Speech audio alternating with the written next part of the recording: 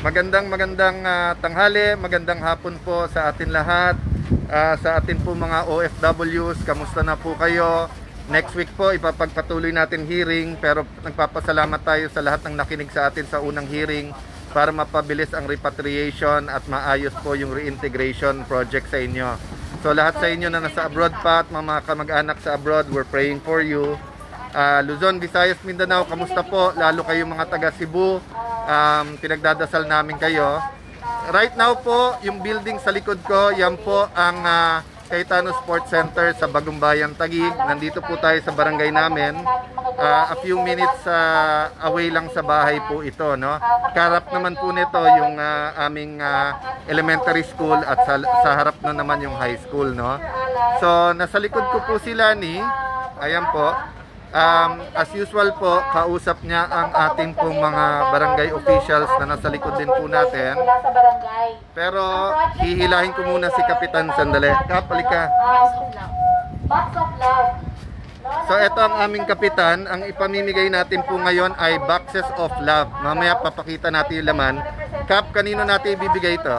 Nasa mga frontliner po, nag-serve during the COVID time. Sila po yung katulong ng barangay natin na talagang hindi nagsawang i-serve ang kanilang servisyo dito sa barangay Bagong Bayan. So kasama na doon ang kagawad, kasama na doon ang DHW, Tanod. Traffic. DHW po is Barangay Health Workers, no? Traffic. So from day 1 kasama natin sila. Kasama po at hindi sila nagsawa hanggang ngayon kasama pa rin natin. So mga kababayan all over the country, ganito po sa mga barangay. Ang kapitan po at ang frontliners po, ang mga kagawad gumagawa ng paraan, no? Of course may mga national government officials katulad ng police na nakakasama din nila, no? So una, magpapasalamat kami sa lahat ng donors, private man po or galing din po sa gobyerno. Sana po tuloy-tuloy ang pagtutulungan natin. Kap, hirap din naman sila, di ba? Apektado din sila ng COVID-19, di ba? Opo, talagang hirap sila. Unang-una, natatakot din dahil sila yung mga pumupunta sa bawat bahay. Sila yung naninita ng mga tao na sobrang titigas ng ulo. Kaya hirap na hirap din po sila talaga. At saka usually yung mga umiikot, silang exposed. In fact, meron tayong enumerator, di ba, na pinagdadasal natin na nag-positive din. But we're taking well care of them. So mga kababayan, wag na nating hintayin na magkasakit or ma-burn out yung mga frontliners natin sa barangay. Ito ang pinakamalapit sa atin. Kaya kung matutulungan, tulungan na natin kaagad. Ha? So pakita lang po namin sa inyo ng konti. Ito na po sila ni Love. Ang tawag mo dito ay Love Box. Bakit? Yes, kasi alam niyo po mga kababayan, mula po nung magsimula yung pandemya, nakapartner po natin yung ating mga barangay officials at saka po yung mga barangay workers po natin. So, ito po yung paraan namin ni Speaker Alan para maipaabot sa kanila yung aming pasasalamat. Yung Love Box project po na ito ay naglalaman ng mga grocery items at saka po ng mga So, ayan yung boxes, no? Sabong panlaba, ayan, para po sa kanilang pamilya. Ito yung mga nag-aayos. Kita nyo, naka-full PPEs talaga sila. Thank you sa inyo, ha? So, banggitin ko lang po to, ha? Ito pong mga naka-full PPEs, yan po ay protection para po sa ibang tao, hindi lang sa kanila. So, iniisip nung iba, magre-repack naman kayo. Pwede naman yung gloves na at saka yung ano. Pero sila, they chose, no?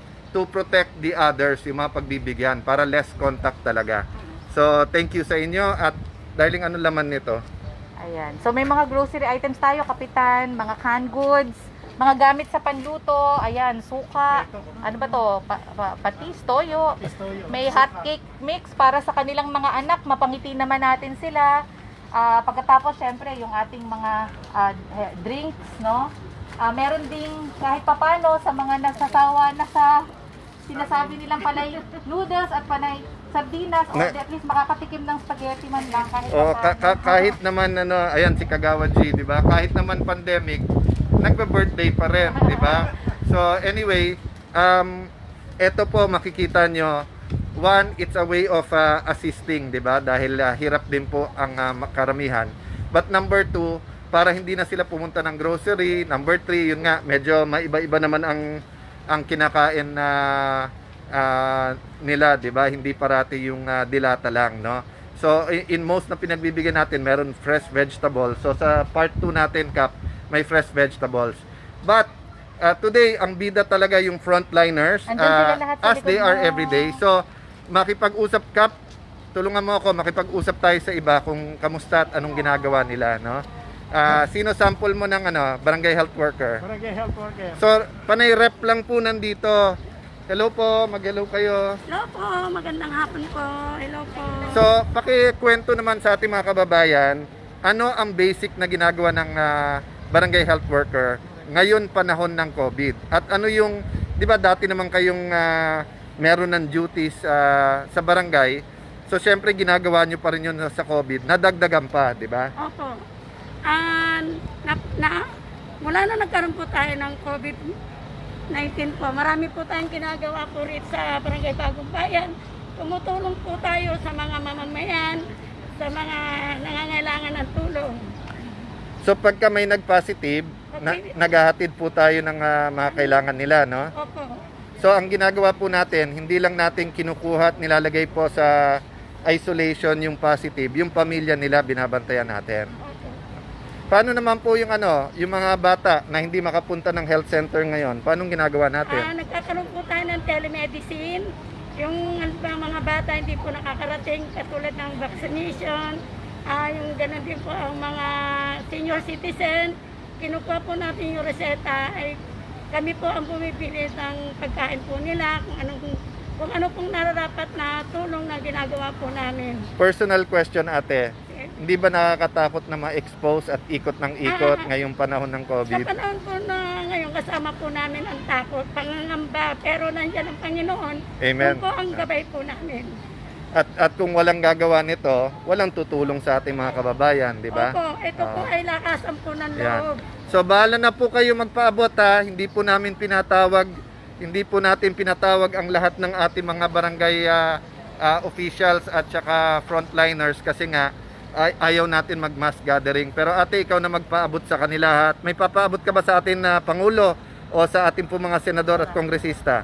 Maraming salamat po, President Duterte, lalo-lalo na yung mga nanunungkulan dito sa buong Taguig na walang sawa po sumusuporta sa mamayan po ni Senador Alan Cayetano, Congressman Alani Cayetano po, ang aming Kapitan Sergio Cruz.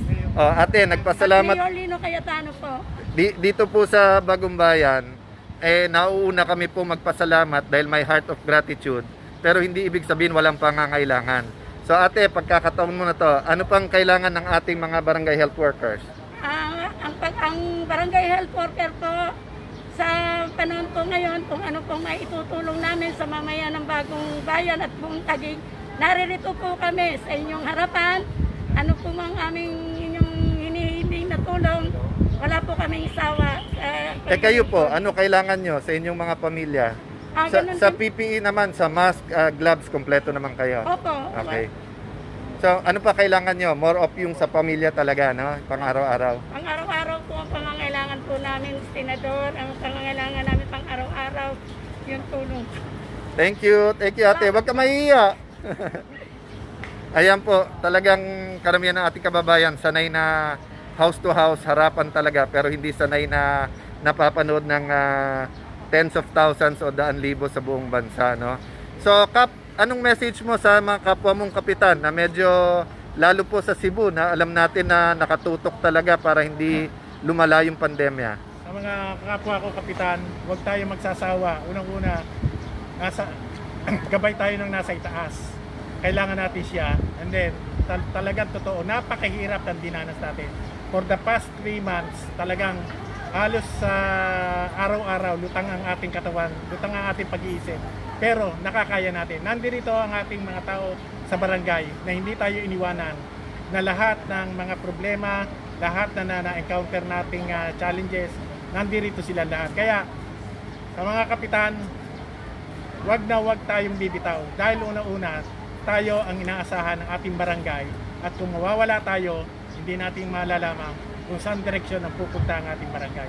Siyempre, maswerte ang barangay Bagong Bayan na unang-una nandito si Speaker Alan Peter Cayetano, ang aking boss si Mayor Lani Cayetano, ang mayor po natin Mayor Lino, talagang hindi nagsawa sa pagtulong sa barangay Bagong Bayan. Thank you, Kap. Huwag na lang magseselos ang mga 27 Hindi naman po, barangays. taga rito naman po talaga Huwag tayo, magseselos, pero talagang buong bansa. ang So, tulong ng mag-asawa. ayan po ni wala Mayor daw Lino. bibitaw. Mga kapitan, kung kailangan nyo ng tulong, huwag kayo magsasawa din humingi ng tulong. Wala pong tao na hindi nangangailangan ng tulong. So, eto po. So, ganito po ang distribution. Tapos, paano gagawin nyo, Kap? I-house to house nyo na lang yung iba? Or kukunin dito? Speaker, nandito naman sa mga yung Nandito din kasi naka-home base ang ating mga ano. Hindi ko kayo mai-interview lahat dahil medyo marami tayong pupuntahan. So, after this sa Hagunoy, Lab, saan pa after Hagunoy? Sa Pinagsama naman po, sa District 2 naman po tayo pupunta. So, sa lahat po natin ng kababayan all around the world, tulong-tulong po tayo. Wala pong tulong na maliit. Kahit yung po i-text nyo lang, i-encourage nyo lang, magpadala lang kayo ng greeting sa inyong mga loved ones at kaibigan. Doon po sa mga nalulungkot, yung mental health aspect po. Doon naman po sa may konting kakayahan at kaya magbigay po ng isang dilata or mag-order ng pagkain sa labas, 2-in-1 yon. Nakatulong kayo sa maliliit na business, nakapagpadala pa kayo ng pagkain. So during this time of pandemic po, during this time of uncertainty, kita mo isasagot ko nung nasa barangay. Umasa sa Panginoon, no? And pag tayo umasa sa Panginoon, kailangan po we act out of faith. So see everyone later at napansin ko lang po ang dami pa rin nagtatanong, no? Whether procedure pag namatayan or whether saan kukuha ng tulong. So I will advise the different agencies na lalo pong ano yung information campaign, but itatala ko po yung iba yung tanong and then siguro this week or this weekend masagot ko po yung iba dito din sa Facebook Live. God bless you all.